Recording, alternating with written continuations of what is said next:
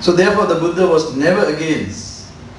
But he advised, he said, no intercourse with girls who live under the protection of parents, brothers, sisters or relatives.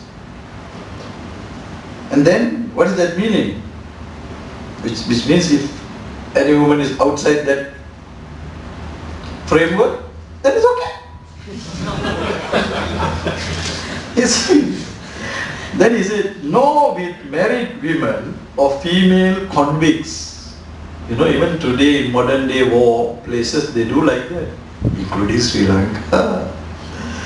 No with betrothed girls. Therefore, Buddhism is not a Puritanism extreme religion. No. It looks at human situation with great psychology and compassion. And realistic. Therefore, I hope I don't give you wrong counseling. If anyone were to go to a prostitute, it's not a sin. You read the Parabhava Sutta, the discourse on the downfall of a person. What he says there, if you go to a prostitute, what happens is you bring your downfall. Because the prostitute, but must be legal, you know. The legal prostitute is given a license by the country, like selling products, she sells herself. So she's common property, belongs to everybody. They were there during the time of the Buddha. Now see, the Buddha allowed women to become nuns and prostitutes to become nuns. Today prostitute, tomorrow became enlightened nun. How? How was that? That's the great compassion. No guilt complex, no condemnation. It's not a sin that she will go to heaven. She did for a job. She had no desire on a particular person. Isn't it? One day a prostitute came to me and asked for blessings. This was a long time in Penang. She said, Reverend, I saw your paper smiling in the newspaper. I can't keep on the board there. Whenever I'm sad, I look at that. She blessed me. So I blessed and I blessed more water. Then the next time she came, she was happier. She said, I don't like this job what I am doing. You know, I just do for the sake of my children. Now, I mean, this is a human situation we have to see with great compassion. You see. So therefore, the Buddha was very realistic in the sense, he understood human nature. He understood not only women's nature, he understood the male nature as well. But he never gave situations to say that men are men. You cannot do like that. If men are men, then women are women. Isn't it? So therefore, he laid down rules not to have sexual misconduct. You can have the right sex, that's your entire right, your legitimate right. You can even demand for that. You see in European laws, a husband cannot have sex with a wife if the wife don't consent. It's a bit different, isn't it? She can charge him for rape. Okay, that's equality at its best. Now for the Buddhists, a sexual misconduct, if we take, is considered not a sin but an akusala, which means unskillful action, bad action, wrong action, right? Legally wrong, ethically, morally, religiously bad. It doesn't mean that you are guaranteed to go to hell and be condemned. But if you collect a lot, yes, you may.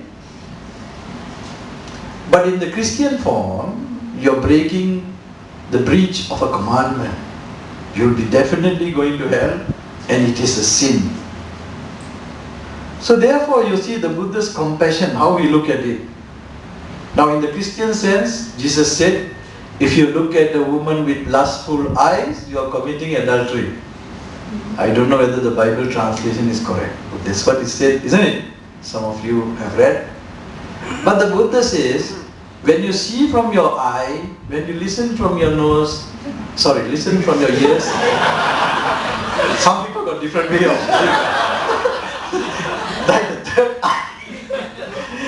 And when you taste from your tongue and contact from your body and so on, it's only to that level.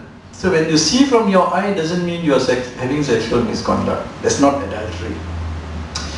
Because there's so many things behold to the eye. He said, there is nothing which attracts a male eye like the female figure. Then he says, there's nothing that attracts the female eye like the male figure. Equally, it's I think the projection that people have made and made women victims actually. But the Buddha goes on a very realistic basis. Now if you see from the Muslim point of view, how is it? Only the eye can be seen in Islam. All the other part you can't see. So poor women, they have to cover and torture themselves. So women were just considered, or even still, that's just an object of sex for the husband only. It's a big problem of human rights, I think. What the Buddha said, women are objects. He said, Iti bandhana muttama, which means the woman is the best object, the highest object. He didn't say for what. He kept it open actually. But you see, if as a lay person, you see the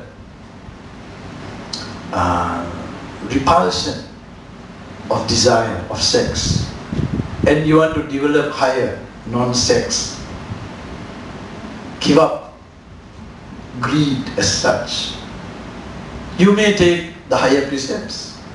That is up to you. But if you are just following the 5 precepts, don't worry about what you do. What I mean, when you are a normal lay people, behave like normal lay people. Don't try to behave like monks and nuns. Some people are so superficial about Buddhism, isn't it? Immediately after becoming a Buddhist, they start to behave differently. And then what happened? Family life upside down. Children suffer. They suffer.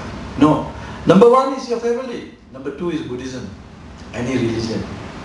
You see, first things first, second things second. And then go step by step. Abstinence, total abstinence of sex, is for monks, nuns, and those who want to go for higher development only. Not for normal people. That doesn't mean we are normal. No?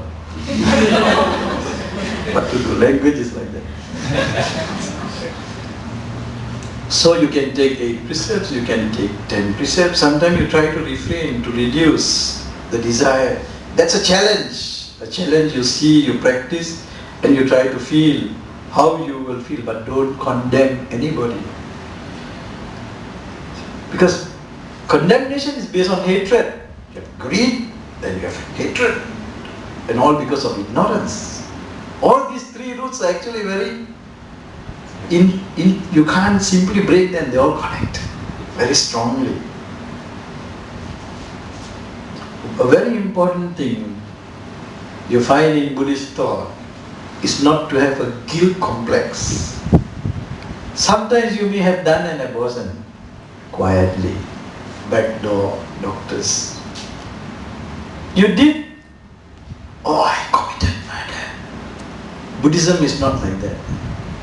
Angulimala, you kept putting the heel just now, going on and on. The murderer could be a saint in the same life. You understand? So the transformation can always work. The prostitute, celebrated prostitute, can be an enlightened nun the next day. So much of freedom for human beings to liberate themselves, to make themselves fully understand. But the Buddha said, even if you don't need to have a guilt complex, there's no Buddhist word for that. It's not in the Buddhist dictionary. Guilt complex. It's only Christian, Muslim,